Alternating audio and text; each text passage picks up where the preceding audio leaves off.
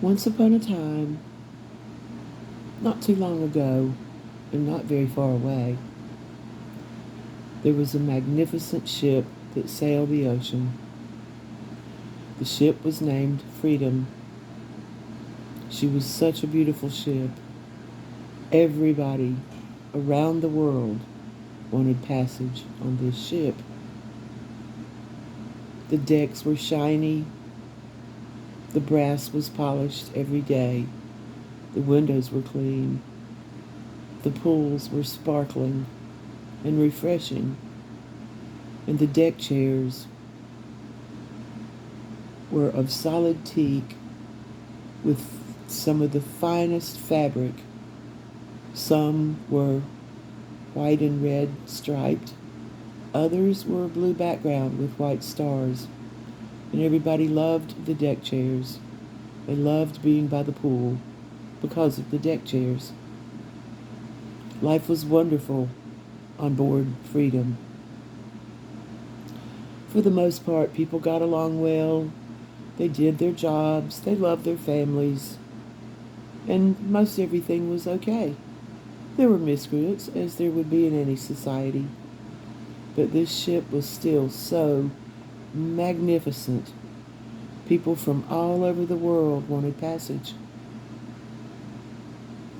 Throughout the years, Freedom helped lots of other ships who pulled up alongside and cried out for help.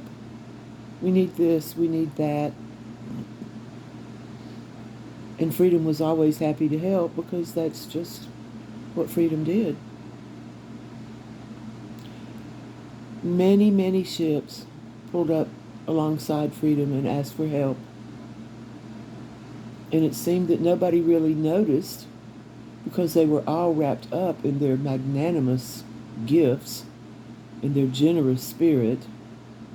Nobody noticed all of the creepy things that those other ships shared with Freedom. There were rats and roaches and snakes, weasels, slugs and ticks, and other blood-sucking creatures. And you know the funny thing is, the rats didn't eat the roaches and the snakes didn't eat the rats. None of them bothered each other because, well, they all played on the same team. Some of them found little nooks and crannies because the ship was so large. They found little nooks and crannies where they could hide, and nobody even knew they were there. Others learned to assimilate and became like everybody else on board, and nobody could tell. They were really dangerous, as it would turn out. Life went on, and the skies became more cloudy than they should have been. The sun was a rare visitor. It rained a lot of storms, hurricanes and typhoons and earthquakes, lots of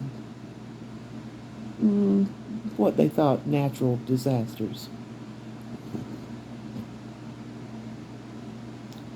All taking a toll on Freedom. Over time, people started to notice little things that just didn't seem quite right.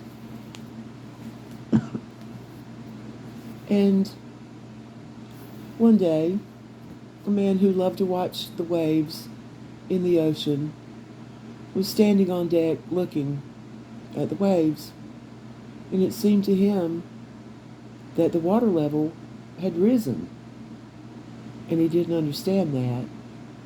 So we got together the finest minds on board the Freedom, and they thought about it and surmised that since things seemed to be warming up, maybe that was causing the polar caps and the icebergs to melt and That was what was causing the higher water level.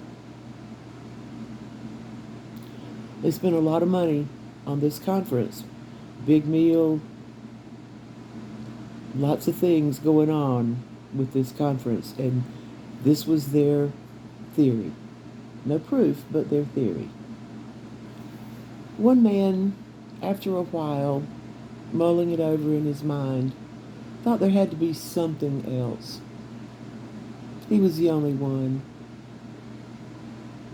but he was the one who stood on the deck and saw that the water level was rising. He simply wasn't happy with the answer. He started checking out the ship, inch by inch, trying to be unobtrusive so nobody knew what he was doing. He checked every floor, every level, going down, down, all the way to the belly of the ship. And on each level, he could see tiny, tiny little holes. The damage that all of these unwanted life forms had caused out of spite, anger, jealousy, revenge, resentment.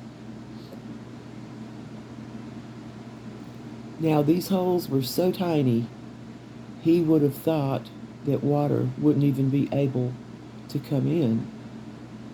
But there were lots and lots of tiny holes, and the pressure of the water did start to come in. Tiny trickle, no doubt, but the water was coming in. Little by little, the hole started to fill.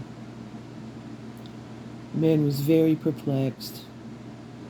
He went back up to the deck, stood at the side, looking over the railings, and realized the water level was not rising. The ship was sinking, and freedom fell to the bottom of the ocean and was lost forever.